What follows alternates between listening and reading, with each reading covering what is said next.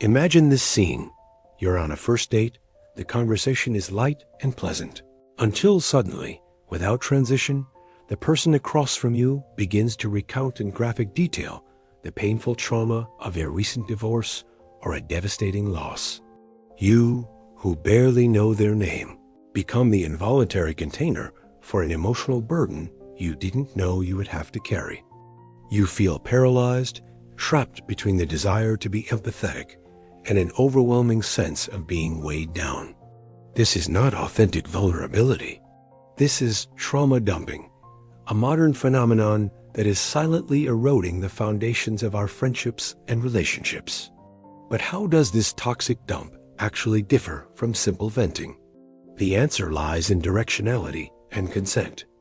A healthy conversation is a dialogue, a mutual exchange where there is space for both voices.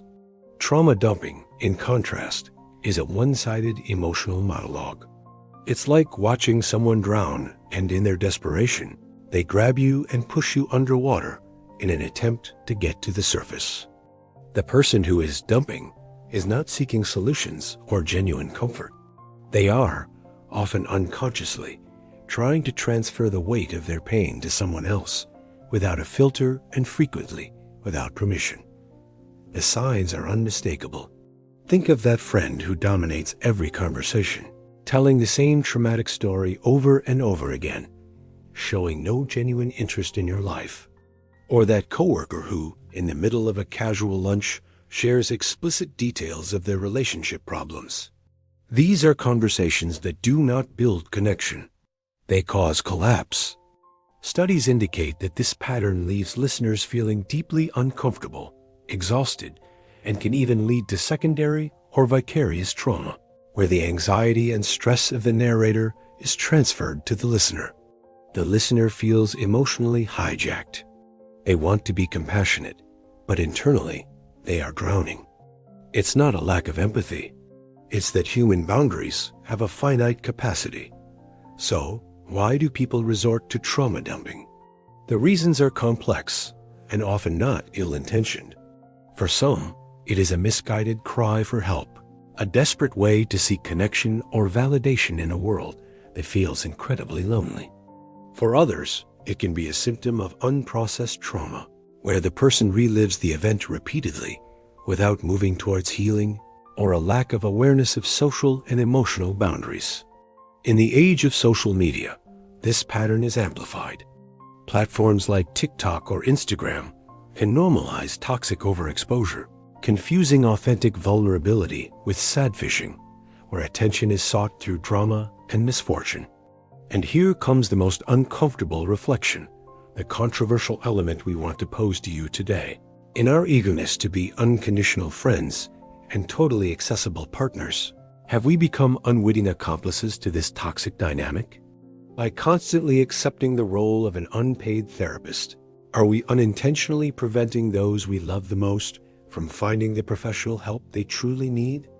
Sometimes, the most loving action is not to listen indefinitely, but to have the courage to say, "Seek an expert." True empathy sometimes requires firmness.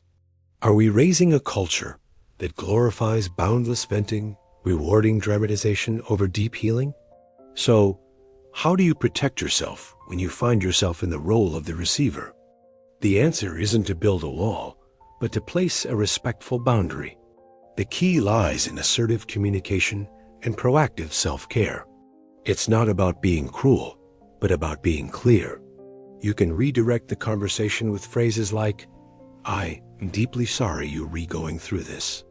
I care about you, but this topic is very heavy, and I don't feel equipped to help you as you deserve right now." Another powerful strategy is to set a time limit. "I have about 10 minutes to talk right now. Is that okay?" This gives you a natural out and prevents the conversation from becoming endless. Setting this boundary is not an act of selfishness. It is an act of emotional responsibility and self-preservation. Remember, you cannot pour from an empty cup. And if you have recognized yourself on the side of the dumper, it is an act of bravery to reflect. Before sharing, ask yourself, WH, why with WHOM, and where? Are you sharing to process or simply to dump? Is this person a consented, close friend or a casual acquaintance?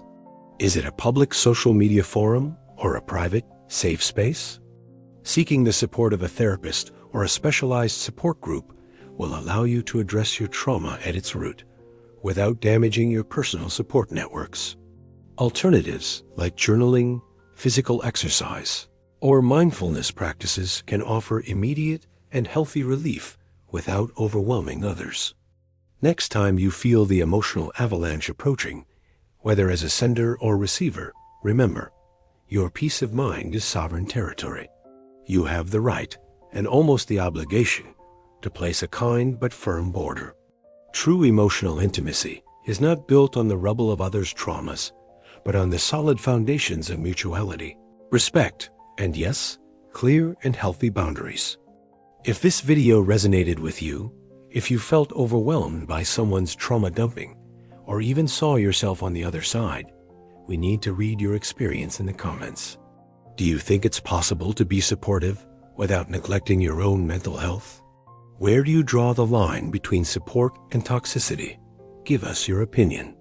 This is a safe space to debate and support each other. Subscribe to the channel if you believe understanding these psychological patterns is crucial for building more authentic and healthy relationships. And don't forget to hit the bell so you don't miss our next dive into the secrets of human psychology.